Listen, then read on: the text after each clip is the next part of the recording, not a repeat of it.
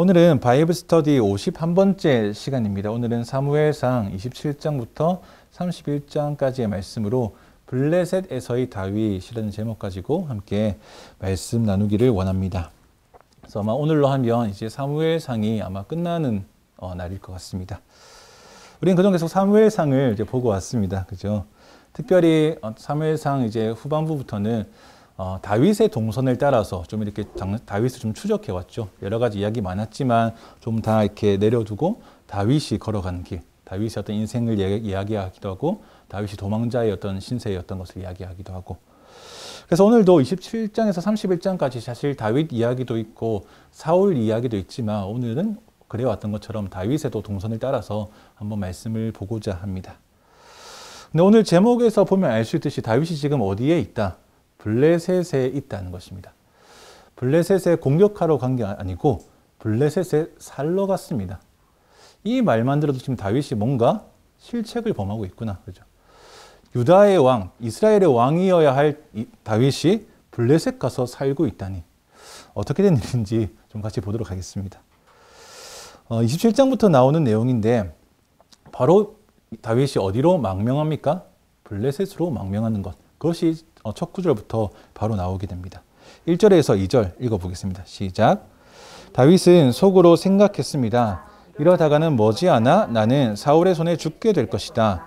내가 할 수 있는 최선의 방법은 블레셋 사람들의 땅으로 도망치는 것이다. 그러면 사울이 이스라엘 안에서 나를 찾기를 그만둘 것이고 그렇게 되면 나는 그의 손에서 해방될 것이다. 그리하여 다윗과 600명의 군사들은 길을 떠나 가드왕 마옥의 아들 아기스에게로 갔습니다.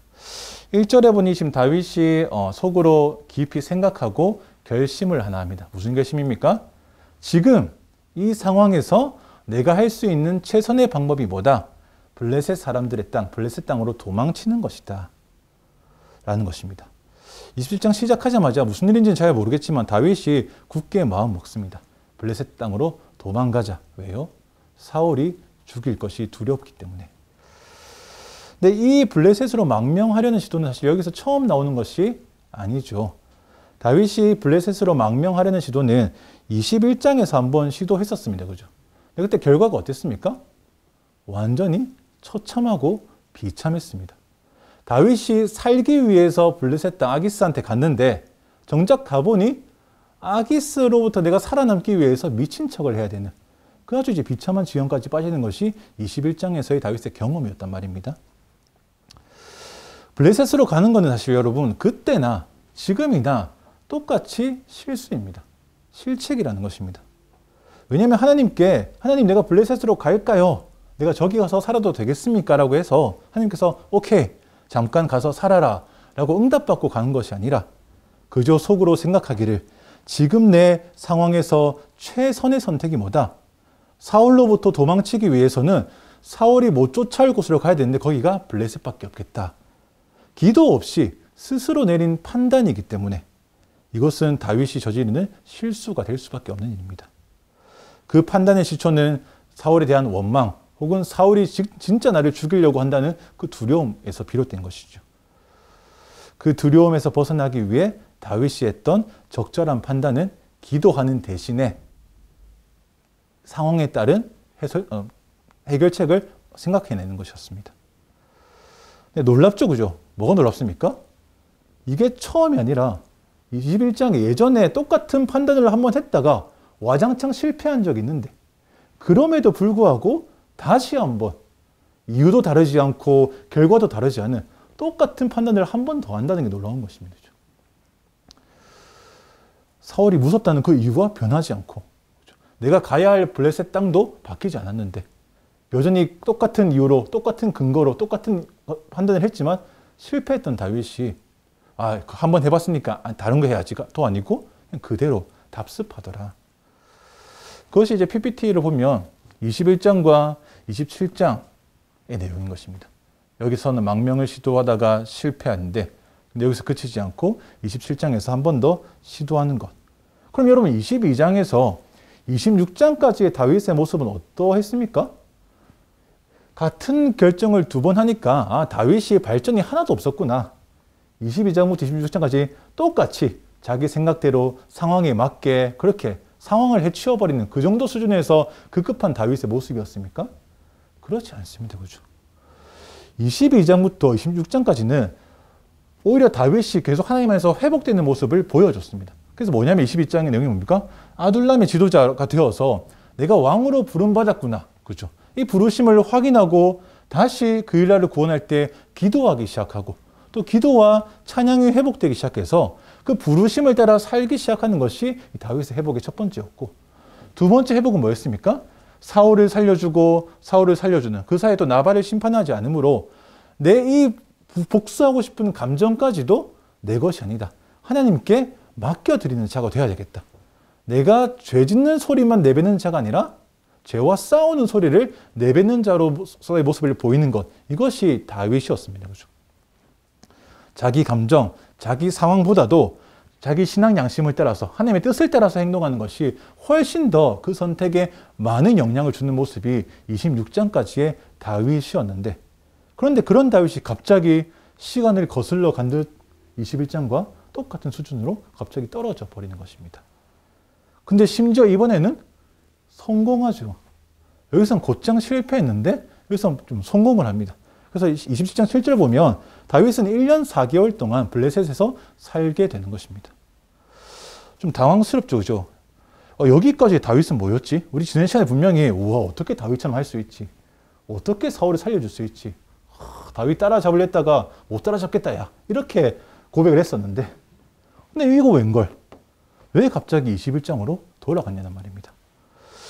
여기까지의 다윗의 모습은 그저 한 여름밤의 꿈이었나 싶을 정도로 다윗의 어제와 오늘이 다른 것 같다는 것입니다. 이런 다윗의 모습을 보면서 여러분, 우리는 뭘 알 수 있겠습니까? 다윗의 이런 어떤 화려한 이력을 보면서 이쯤에서 우리는 깨달아야 할 것이 있는 것입니다. 아, 내 인생, 다윗의 삶을 대놓고 추론해 보건대 내 인생도, 내 신앙도 안심할 수 있는 때가 없다는 것입니다. 여러분, 다윗이 이전까지 뭐 어떤 일을 했습니까? 하나님의 뜻을 가장 최우선으로 여기면서 자기의 감정이나 자기의 뜻보다 하나님께 합당한 삶을 살기 위한 아주 큰 사건, 그렇죠? 사울 입장에서도 내 목숨을 건졌으니까 큰 사건이고, 다윗 입장에서도 자기의 복수를 하나님께 맡겼으니까 또 큰 사건입니다. 이 영적으로, 믿음적으로 굉장히 유의미한 이 큰 일을 해내고 난 그 다음에 바로 다윗은 기도하지 않습니다. 우리의 인생에서 이따금씩 이런 큰 일을 할 때가 있습니다. 어떤 믿음의 큰 결단, 실제로 아니면 하나님의 뜻을 이루는 어떤 실천적인 일들을 아주 크게 혹은 굉장히 깊이 다룰 수 있다는 것입니다. 아니면 내가 믿음으로 오늘부터 살겠습니다라고 정말 결단해서 이렇게 날마다 성령과는 삶 살겠다라고 고백하는 어떤 그 회심의 순간이 있을 수도 있겠습니다. 근데 우리는 그때 가장 조심해야 되는 것입니다. 왜냐하면 우리가 가장 쉽게 교만할 수도 있는 순간이기 때문에 그렇습니다. 대놓고 우리가 목을 뻣뻣하게 세워 다니면서 내 믿음이 최고다 이렇게 하진 않지만, 우리의 마음속에는 그래, 이 정도면 됐다 라는 마음이 은근슬쩍 자리를 잡기 시작할 때, 이 정도면 내 믿음이 어느 궤도에 올라서 어지간한 시험으로는 나는 무너지지 않는 믿음을 가졌다 라는 생각이 들 때쯤에, 또 그것을 증명해 줄 수 있는 여러 사건을 내가 가지고 있을 때쯤에 우리는 이상하게 기도하는 법을 잊어버리기 시작합니다. 급할 때는 하나님께 부르짖고 내가 주님 위해서 무엇이라도 하겠습니다라고 막 달려들다가도 그 구간이 딱 지나가는 순간 믿음으로 그 구간을 좀 잘 해결했다라고 싶으면 우리는 기가 막히게 기도하지 않는 시절로 돌아가는 것입니다. 다윗도 이 큰 사건들 뒤에 기도하지 않던 그때로 갑자기 돌아가는 것입니다. 사울을 살려두긴 했지만 여전히 사울에 대한 두려움은 또 남아서 그 두려움이 또 완전히 다윗을 매이게 하는 또 이유가 되어서 다시 두려움이 급습했을 때에 이전에 그려 했던 것처럼 기도하지 않고 현실을 피할 수 있는 가장 적절한 선택을 하자는 그런 다윗의 모습. 그래서 다윗은 이때 가장 묘책으로 보이는 블레셋으로 망명을 시도한 것입니다. 그래서 블레셋에서 1년 4개월 동안 다윗은 지내게 되죠. 그럼 다윗에게 이 1년 4개월은 어떤 기간이었을까요? 어떤 의미가 있는 기간이었겠습니까? 아마도 하나님을 완전히 떠났다라고는 말할 수는 없겠죠. 그런데 이스라엘에서 살 때와는 하나 다른 한 형태의 삶의 모습이 생기는 것입니다. 그 어떤 삶의 형태입니까? 하나님을 완전히 잊은 것도 아니고 뭐 의식하기도 하겠지만 소위 이 블레셋 땅에서 살아가기 위한 현실적인 방법으로 바로 이 가드왕 아기스한테 잘 보여야 한다는 강박이 다윗에게 생기는 것입니다. 이전에 없던 삶의 방식을 다윗이 하나 더 추가하는 것이죠. 다윗은 하나님께 기도하고 기름 부음 받은 왕의 모습으로 살아가는 대신에 여기서는 블레셋에서 아기스에게 잘 보이기 위해서 블레셋의 방법을 따라서 살아가기 시작합니다. 이제 다윗은 여러분 기도와 순종이 아니고 처세로 살아가기 시작합니다. 그게 27장 5절입니다. 같이 한번 읽어보겠습니다. 시작. 그때 다윗이 아기스에게 말했습니다. 나를 좋게 본다면 지방의 한 성읍 가운데 한 곳을 내게 주어 거기 살게 해 주십시오. 종이 어떻게 당신과 함께 왕의 성에 살겠습니까? 다윗이 자기 600명을 데리고 들어갔을 때 아기스가 이번에는 오케이 해 주었습니다. 그렇죠? 근데 다윗이 좀 지나다가 자기의 뜻을 아기스한테 말해주면서 어떻게 표현합니까? 종이, 다윗을 자기를 표현한 거죠. 어떻게 당신과 함께 왕의 성에서 살겠습니까? 자기의 뜻을 관철시키기 위해서 자기를 종이라고 아주 공손하고 낮은 자세로 엎드려서 요청하고 있습니다. 여러분 다윗의 처세 어떠합니까? 몇 점 정도 주실 수 있겠습니까? 잘하고 있습니까? 못하고 있습니까? 잘하고 있죠, 여러분. 고개를 숙여야 하는 것을 정확하게 알고 고개를 숙이고 있지 않습니까? 이만하면 여러분 사회생활 되게 잘하는 편입니다. 그렇게 아기스한테 머리를 조아리고 자기를 낮춘 다음에 이 요청을 했더니 어떤 결과가 옵니까? 다윗이 얻은 것이 무엇입니까? 다윗이 시글락이라고 하는 도시, 그 성읍을 얻게 됩니다. 6절 읽어보겠습니다. 시작. 그러자 아기스는 그날로 다윗에게 시글락을 주었습니다. 그때부터 오늘날까지 시글락은 유다 왕들에게 속하게 됐습니다. 다윗의 처세, 자기를 낮추고 고개를 숙이는 것은 효과가 있었습니다. 그죠? 시글락을 얻게 되었습니다. 원하는 것을 얻었단 말입니다. 왕하고 적당하게 떨어져 지내기도 할 수 있고 또 적당히 자기 영향력을 발휘할 수도 있는 한 성읍을 다윗이 얻었습니다. 시글락은 여러분 원래 하나님께서 이스라엘에게 주신 땅인데 지금은 블레셋의 땅으로 되어 있는 곳입니다. 다윗이 이 시글락을 직접 요청했는지 아니면 아기스가 그냥 준 것인지는 확실하진 않지만은 사무엘상에서의 관점은 뭐라고 얘기합니까? 이 땅이 유다 왕에게 돌아왔다라고 이야기합니다. 그러니까 다윗과 아기스의 의도가 어떠하든지 이 장면은 하나님께서 자기의 뜻, 원래 주시고자 했던 그 땅의 주인을 되돌려주는 그러니까 하나님의 역사가 이루어지는 이 장면 중 하나입니다. 근데 이런 거 좀 차치하더라도 다윗 자체는 어떻습니까? 기분이 좋았겠죠. 말 한마디 했더니 천냥빚을 갚는 것을 넘어서 한 성읍을 내가 얻었기 때문입니다. 이런 식의 삶, 이스라엘 왕으로서의 삶보다는 블레셋 사람으로서의 삶이 다윗에게 계속 이어지는 것입니다. 그래서 다윗의 처세가 한 번 더 나옵니다. 다윗이 자기 군사들과 함께 그술 사람, 기르스 사람, 아말렉 사람을 공격해서 승리하죠. 그래서 거기 동네 사람들 다 죽이고 이 가축과 어떤 재산을 이 전리품으로 챙겨서 나옵니다. 그리고 다윗은 자기 왕한테 가서 그 전리품을 이렇게 가져다 주죠. 이 기분 좋은 이제 아기스 왕은 물어보는 거죠. 너 이거 어디를 쳤길래 어디와 싸워서 이겨서 이거 가져왔냐? 라고 물어보는 것입니다. 이 질문에 다윗이 거짓말을 하면서 처세를 한 번 더 부립니다. 10절 읽어보겠습니다. 시작. 아기스는 오늘은 어디를 습격했느냐 하고 물었고 다윗은 남부 유다와 남부 여라무엘 그리고 겐 사람들의 남부입니다 하고 대답했습니다. 그럼 이거 사실 아닙니다. 그죠? 다윗은 남부 유다, 유다 쪽을 쳤습니다라고 얘기했지만 사실 어디 쳤습니까? 그술, 기르스, 아말렉을 쳤습니다. 그죠? 근데 거기 아말렉을 쳐놓고 아기스 왕이 물어보자 유다를 쳤다고 이야기하는 것입니다. 여러분 다윗이 공격해서 승리해서 전리품을 얻었는데 왜 굳이 이렇게 거짓말을 합니까? 왜냐하면 여러분, 다윗이 공격한 그곳은, 아말렉은 사실 딱히 지금 블레셋한테 도움이 되는 곳이 아니기 때문입니다. 오히려 지금 그 일은 이스라엘한테 도움이 되는 일이었습니다. 아말렉은 이스라엘하고 티격태격이 계속 이어지던 곳이었기 때문에 이스라엘 입장에서 저 아말렉을 좀 이렇게 좀 세력을 죽이는 게 훨씬 더 이득이었고, 지금 상태의 블레셋한테는 별로 그렇게 큰 관심사가 아니었던 것입니다. 오히려 지금 블레셋의 관심사는 어디입니까? 이스라엘이죠. 이스라엘을 어떻게든지 좀 처리하고 싶다. 지금 블레셋의 원수는 이스라엘이기 때문에, 또 이스라엘을 공격할 틈만 계속 보고 있기 때문에, 근데 다윗이 이스라엘에게 도움되는 일을 했다는 것을 이 고지고대로 말을 해줄 수 없는 것입니다. 그래서 이제 다윗은 블레셋에게 도움되는 유다와 동맹 맺은 그 지역들을 공격했다라고 거짓말, 또 한 번의 처세를 부리는 것입니다. 다윗은 여러분 이스라엘에게 도움이 되는 공격을 하는 것으로 이스라엘의 왕으로서의 모습을 슬쩍 보인 것입니다. 그죠? 근데 이스라엘 왕으로서의 모습을 슬쩍 보이다가 아기스 앞에서는 영락없이 블레셋의 용병입니다. 그죠? 블레셋 왕의 용병인과 동시에 이스라엘의 왕의 역할을 감당하는 것, 사실 되게 아이러니한 장면입니다. 물론 하나님께서는 이 모든 일을 자기의 하나님의 역사를 이루어 가시는데 빠짐없이 다 사용하십니다.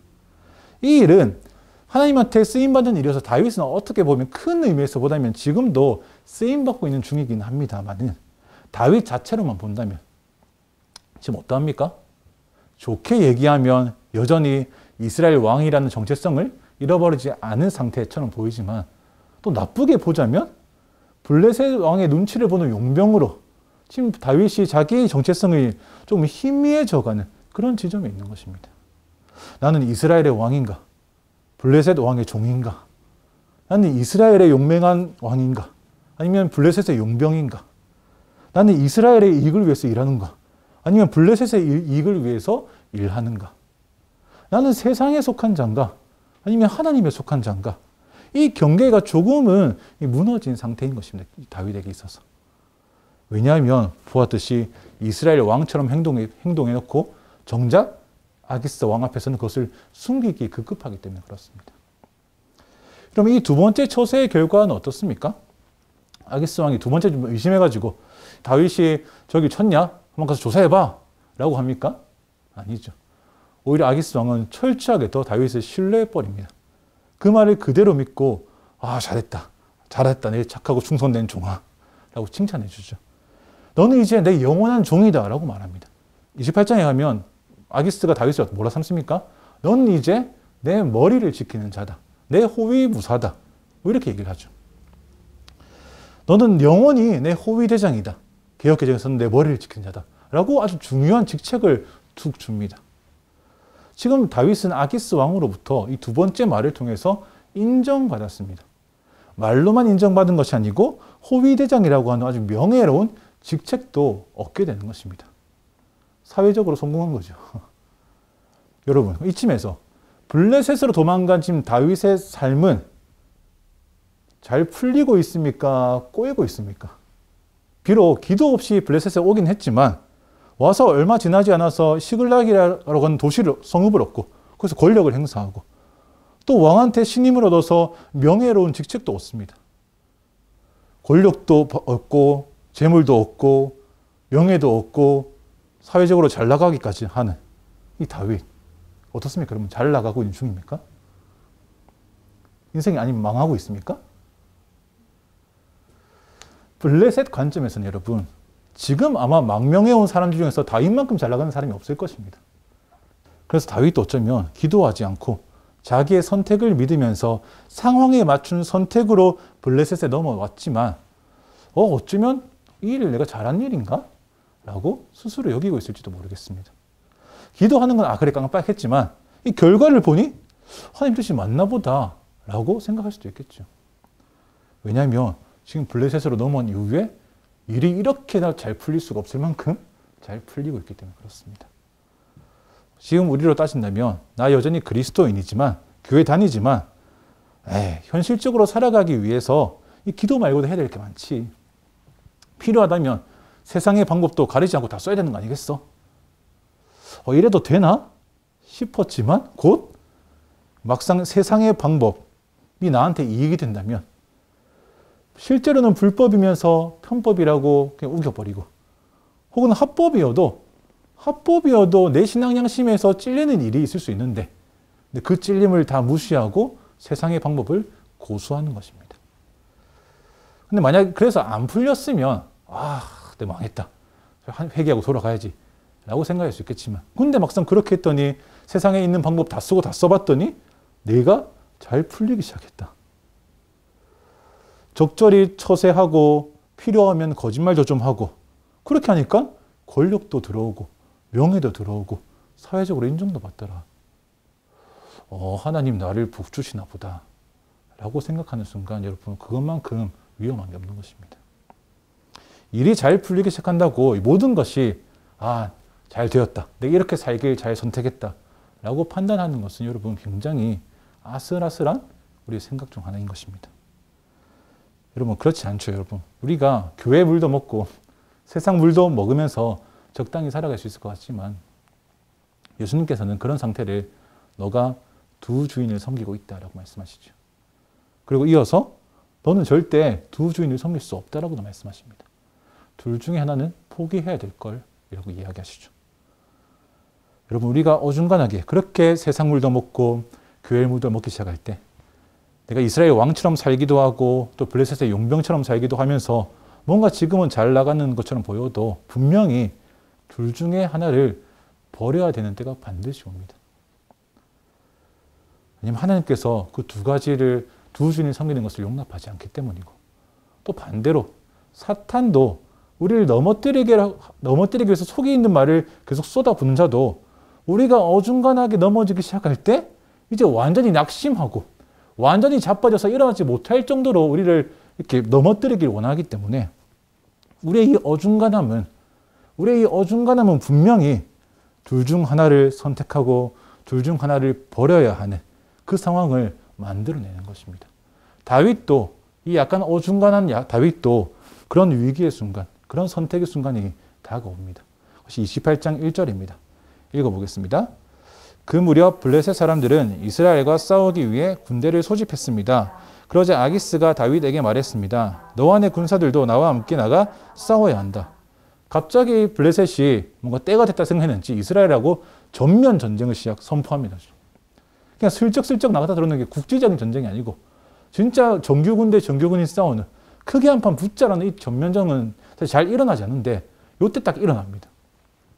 한판 붙는 전쟁을 선언해버리는 것입니다. 이제 가서 한판 세게 붙는다.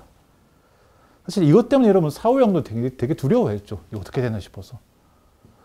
근데 이 전쟁을 선포한 이 아기스는 다윗을 불러서 당연히죠. 다윗을 불러가지고 이 전쟁에 너도 너의 군사들도 모두 다 뭐 해야 된다? 참여해야 한다라고 소집 명령을 내리는 것입니다. 이제 이스라엘을 공격하러 갈 건데 너희도 다 참여해서 블레셋 군인으로 참가해야 돼 라고 명령한 것입니다. 다윗은 고민되겠죠. 어떻게 고민됩니까? 내가 블레셋의 용병으로 전쟁에 나갈 것이냐 아니면 어떻게 내가 좀 이스라엘로 전쟁을 하냐 좀 이렇게 빠져나갈 핑계를 좀 찾아볼까? 언뜻 보면 다윗이 지금 전쟁에 나갈지 말지를 선택할 수 있는 것처럼 보이지만 실상은 여러분 다윗에게 선택할 권한이 없습니다. 왕이 전쟁한다고 소집 명령 내렸는데 일개 망명자, 일개 용병이 어떻게 그것을 거부하겠습니까? 거부할 수 있는 상황이 아닙니다. 거부할 수 있는 명령이 아닙니다. 다른 말로 지금 이 상황은 다윗이 스스로 빠져나갈 수 없는 상황입니다. 이대로 그냥 시간만 좀 지나면은 다윗은 이스라엘과의 적으로 전쟁에 참여하고 그럼 다윗의 임무는 뭡니까?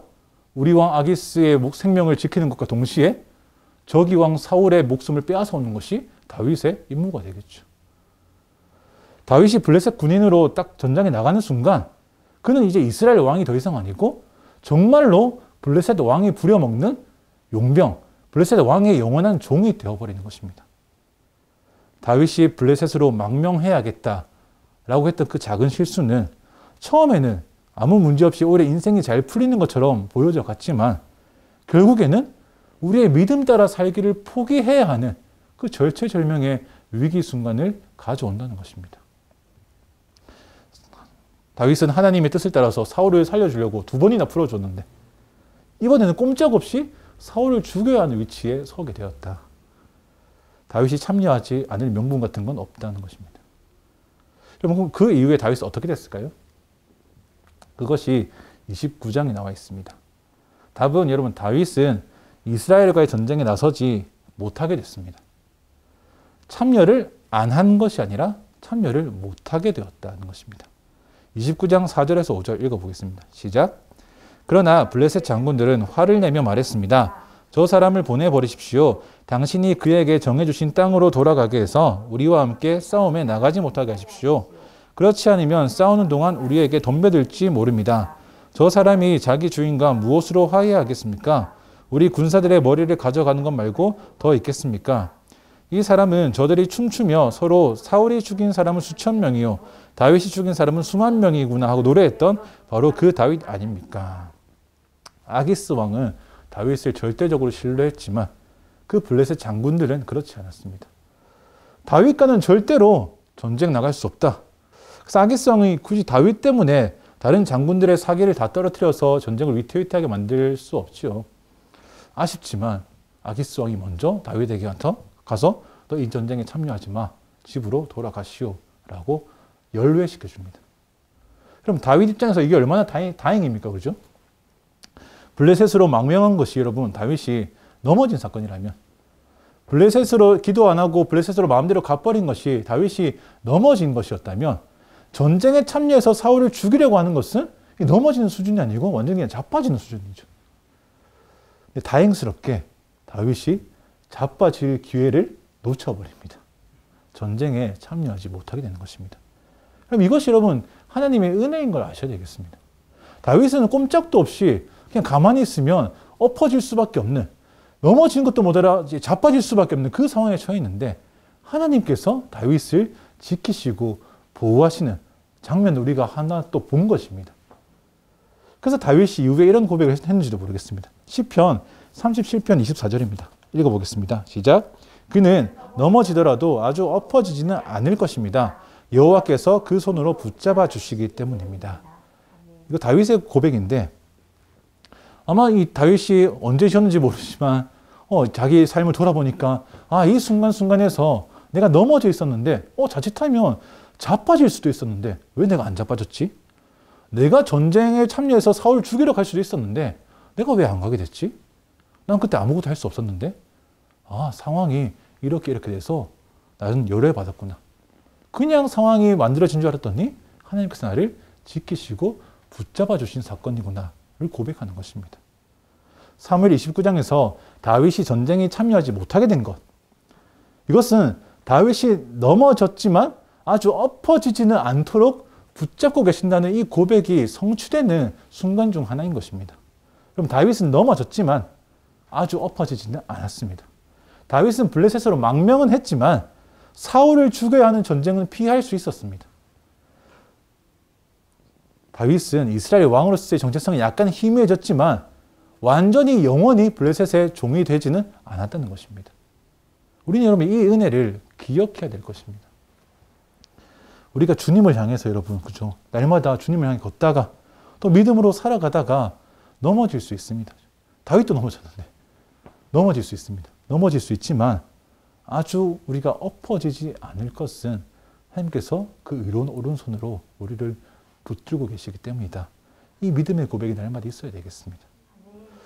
우리가 보통 하나님의 은혜를 어떻게 생각합니까? 우리를 인도해 주시고 더 좋고 더 선한 길로 인도해 주시는 그런 하나님을 찬양할 때 은혜라고 이야기하지만 그 반대의 경우도 있는 거죠.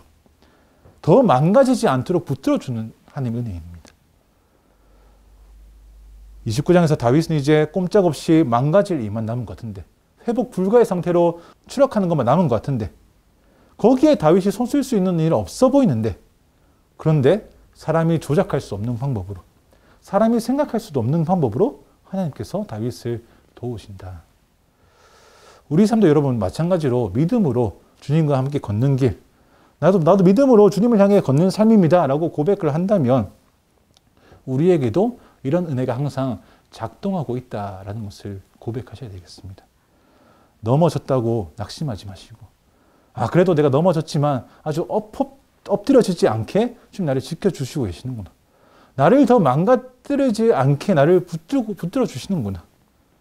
그때는 알지 못할 수 있지만 계속 지나가다 보면 그때는 나에게 그런 은혜를 베푸셨지라고 고백하게 될 것입니다.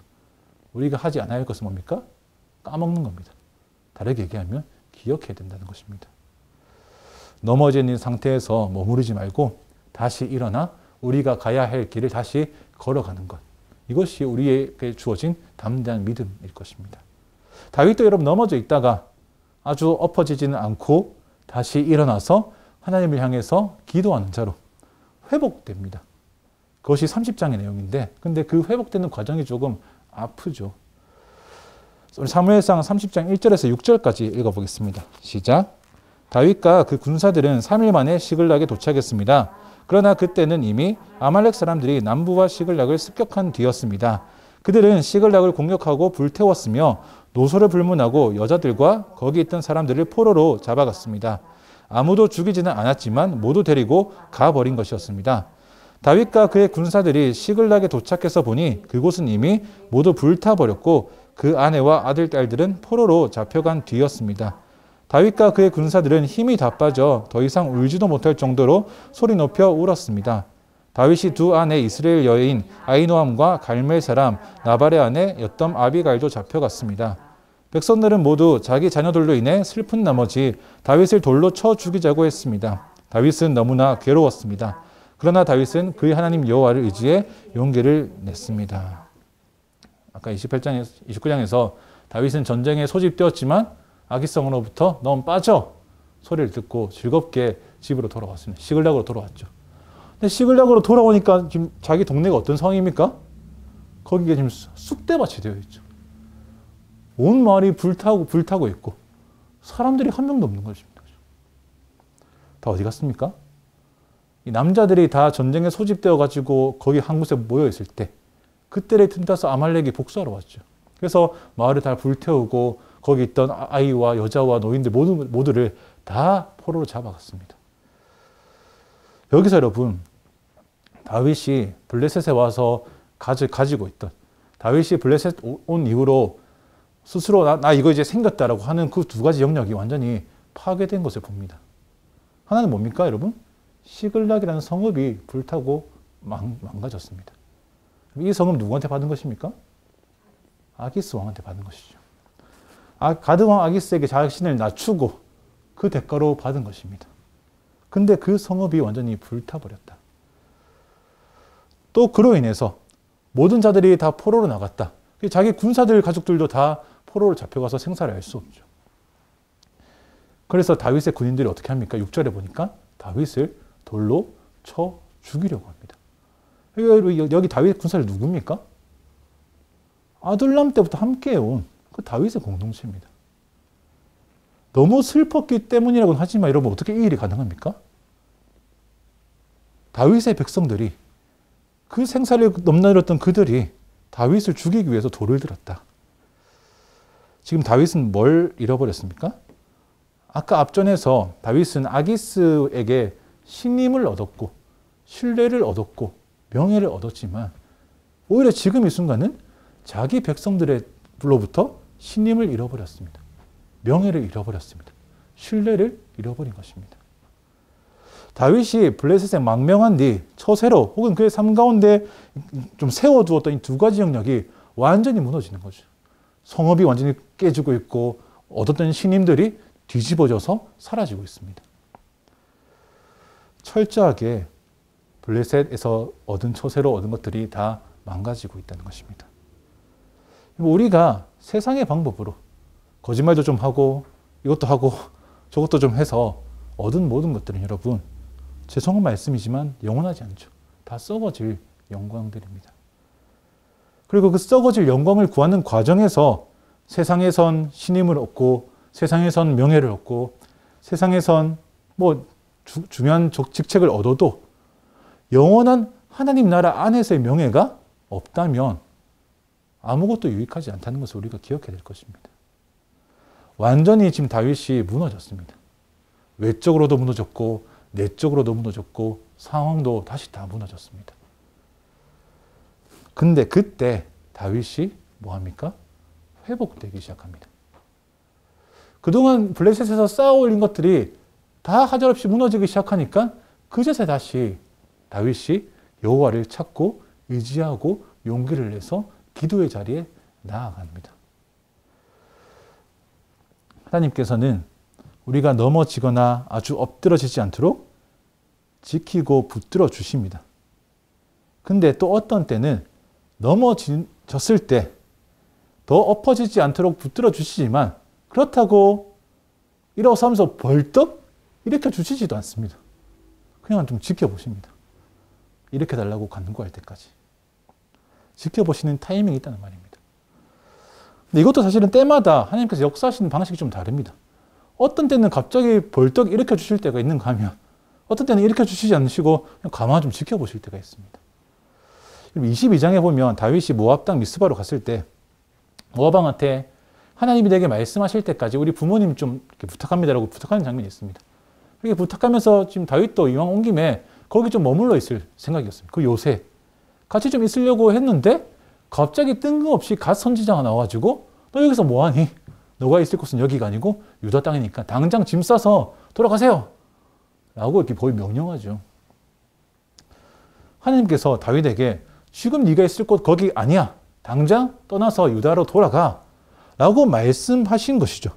그때는 지체하지 않으시고 곧장 있어야 할 곳을 알려주셨는데 똑같이 다윗이 유다 땅이 아니라 블레셋에 망명했을 때는 이번에는 그렇게 하지 않으십니다. 예전처럼 바로 그냥 갓 선지자를 보내가지고 또 말씀하시면 곧장 나올 수도 있었을 것 같은데 이번에는 하나님께서 그러지 않으셨다는 말입니다. 하나님께서 다윗을 지켜보십니다. 다윗이 일어나기 위해서 하나님께 기도할 때까지. 이렇게 해달라고 요청하기를 하나님께서 기다리신다는 말입니다. 여러분, 이때는 하나님 이러셨는데 이때는 이렇게 하십니다. 하나님은 우리가 사람이 우리 경험을 토대로 통계를 내리거나 하나님이 하실 일들을 예측해서 먼저 이렇게 정리해버리거나 그렇게 할 수 없는 존재인 것입니다. 하나님의 어리석음이 사람의 지혜보다 더 지혜로우시고 하나님의 약함이 사람의 강함보다도 강하십니다. 사람이 어떻게 하나님을 판단하고 재고 미리 예측해서 하나님이 하실 일들을 이렇게 막 정리할 수 없다는 것입니다. 그러니까 다윗이 이럴 수 없다는 것이죠. 아, 저번에 내가 엉뚱한 곳에 가 있으니까 그때 갓 선지자가 와서 얘기해 줬지. 그럼 뭐 이번도 마찬가지겠지. 내가 블레셋 갔을 때 또 엉뚱한 것이면 똑같이 그렇게 또 한 번 더 말씀해 주시겠지라고 가볍게 생각했을 수도 있습니다만은 그러면 안 된다는 것입니다. 하나님을 예측해서 하나님 예상해서 우리가 갈 길을 정해버리는 것이 아니고 항상 우리 갈 길을 주님께 여쭤보는 것입니다. 하나님, 내가 지금 블레셋으로 가도 괜찮겠습니까? 지금 사울이 나를 미친 듯이 쫓아오는데 어떻게 해야 될까요? 아니면 그냥 질문 없이 왔다가도 기도 없이 왔다가도 도착한 다음에라도 내가 여기 왔는데 괜찮습니까? 라고 여쭤보는 것이 믿음의 삶, 이 그리스도인의 삶의 기본 자세라는 거죠. 다윗은 그 시절 다 지나고 아말렉한테 공격받고 자기가 가져왔다고 생각했던 것들이 다 무너지고 그러니까 그제서야 다시 기도하기 시작합니다. 그래서 그제서야 다시 회복되는 과정을 겪습니다. 회복되는 과정은 굉장히 아팠지만 중요한 것은 뭡니까? 회복되고 있다는 것입니다. 30장 8절 읽어보겠습니다. 시작. 다윗은 여호와께 여쭈어 보았습니다. 제가 저 약탈자들을 쫓아가야 합니까? 제가 그들을 따라잡겠습니까? 여호와께서 대답하셨습니다. 저들을 쫓아가거라. 내가 그들을 따라잡아 반드시 모두 구해낼 것이다.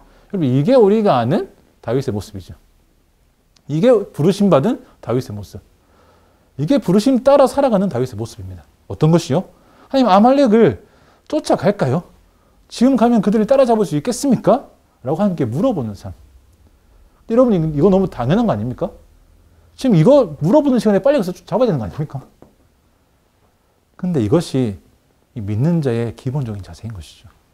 당연해 보이는 것까지 또 기도하고 사소해 보이는 것들도 주님께 물어보는 삶. 부르심을 받아서 부르심 따라 살아간다는 삶의 모습이 전형적으로 이거여야 하겠습니다. 급할수록 돌아가는 게 아니고 보다 급할수록 기도부터 하는 것입니다.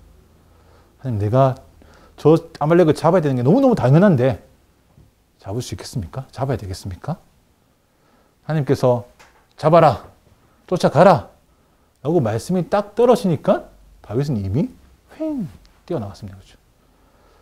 마치 사무엘이 이새의 집에서 다윗이 오기 전까지는 꼼짝도 하지 않다가 다윗이 문 열고 빼끔 들어왔을 때 하나님이 쟤다! 라고 했을 때 가만히 있던 사무엘이 잽싸게 뛰어가서 다윗에게 기름 부었던 그 순간처럼 지금 다윗도 근데 지금 분노는 여기까지 와 있는데 사실은 내 감정은 이미 내 생각은 이미 내 뜻은 이미 아말렉을 잡았는데 그래도 하나님 말씀하시기 전이니까 딱 가만히 있어서 잡아야 되겠습니까? 했을 때 여기서 쫓아가라고 하시자마자 바로 튀어나가서 순종하는 그 순종의 믿음. 이것이 다윗이 회복되었다는 증거인 것이죠. 그래서 그 결과가 뭡니까, 여러분? 하나님께서 다윗의 믿음뿐만 아니라 그 상황까지도 다 회복시켜주는 것. 그것이 결과입니다. 18절에서 20절 읽어보겠습니다. 시작. 다윗은 아말렉 사람들이 훔쳐간 모든 것을 되찾고 자신의 두 아내도 구해냈습니다. 나이가 적든 많든 남자아이든 여자아이든 물건이든 그들에게 빼앗았 가운데 아무것도 잃은 것이 없었습니다. 다윗이 다 되찾아온 것입니다. 그는 소떼와 양떼를 모두 가져왔고 그의 군사들은 다른 가축들을 몰고 오면서 다윗이 빼앗은 것들이다 라고 외쳤습니다. 여기서 계속 보시면 알겠지만 다윗이 되찾았다, 구했다라는 표현이 계속 반복됩니다. 그럼 다윗의 회복은 그저 다윗 한 개인의 신앙의 회복, 기도의 회복, 영적인 회복이었는데 근데 그뿐 아니라 어떤 회복까지 있다. 그가 잃어버리고 빼앗긴 것들까지도 찾아오는 그 은혜로 이어졌다는 것입니다. 무슨 말이냐면 여러분 믿음이 회복된다는 것은 그저 우리 안에 마음에 있는 어떤 것이 우리 마음이 평안해진다는 정도가 아니고 사실은 여러분 우리의 일상이 우리의 현실이 영향을 받는다는 것입니다. 우리가 겪는 여러 가지 변화 중에 신앙의 변화만큼 우리 인생에 영향을 많이 미치는 변화도 없는 것입니다. 어떤 사람들은 믿음을 가지는 것이 비현실적이라고 얘기하지만 전혀 그렇지 않고 믿음을 가지는 것, 기도를 회복하는 것이 가장 현실적인 일인 것입니다. 우리의 삶을 가장 현실적으로 많이 바꾸는 일, 기도하는 것입니다. 어떤 이는 다윗이 처음에 그랬던 것처럼 아니지, 처세를 잘하는 거지. 현실적인 문제를 해결하기 위해서는 내가 숙일 사람한테 숙이고 세상의 방법을 막 써가면서 처세를 해가지고 그 일을 풀어내는 것. 그게 가장 현실적인 방법이지라고 얘기할 수 있지만 근데 믿는 자들에겐 그렇지 않다는 것입니다. 기도가 회복되는 것이 훨씬 더 우리 현실과 인생에 직접적인 영향을 주는 일이라는 것입니다. 그래서 그의 모든 것들이 회복됐고 마지막에 소와 양떼를 모두 몰고 오면서 그의 군사들이 다시 다윗을 칭송하기 시작합니다. 잃어버렸던 신뢰, 그 명예까지도 다시 회복된 것입니다. 다윗의 현실적인 문제, 사람들을 되찾은 것 뿐 아니라 다윗의 명예까지도 되찾는, 그래서 다윗의 부르심이 더욱더 확고해지는 순간 이 장면인 것입니다. 그래서 여러분 이 뒤로 사무엘상은 31장까지밖에 없지만 사무엘 하를 넘어가서도 이제 다윗은 더 이상 블레셋의 용병처럼 구는 일이 하나도 없습니다. 이제 이 이후로 다윗은 블레셋의 용병처럼 굴지 않고 이스라엘의 왕으로 부름받은 그 일이 이제 실제로 이루어지는 과정만 남은 사람처럼 실제로 행동하기 시작합니다. 그래서 그는 나중에 곧장 사무엘 5장에서 왕이 되는 것입니다. 여러분 이렇게 사무엘상을 마무리하겠습니다.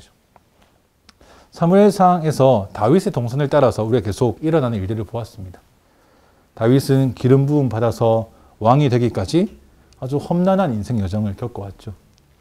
골리앗을 죽여서 전쟁 영웅이 되지만 그 일 때문에 사울에게 죽임을 당할 뻔하고 쫓김을 당하는 도망자 신세로 전락합니다. 그 과정에서 그 죽음이라는 두려움에 사로잡혀서 블레셋으로 망명해야겠다. 그 실수를 2번이나 저지르기도 합니다.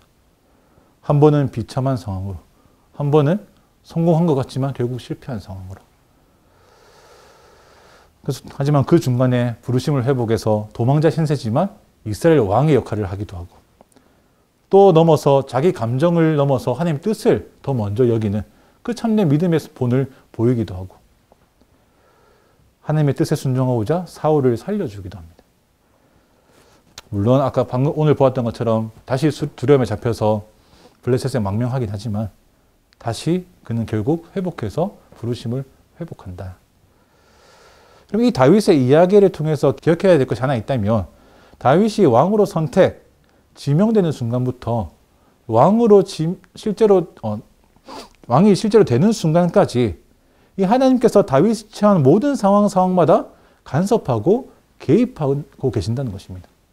그 어느 것 하나도 하나님의 시선 밖에서 일어난 일이 없습니다. 그 어느 것 하나도 하나님께서 간섭하지 않으시는 일이 없습니다. 때로는 선지자들에게 직접 말씀 주심으로 즉각 간섭하시기도 하시고 때로는 다윗 스스로 일어나기를 기다리시는 그 모양으로 간섭하십니다. 하지만 그때마다 다윗이 넘어졌지만 아주 엎드러지지 않게 지키시는 것은 변하지 않는 것입니다.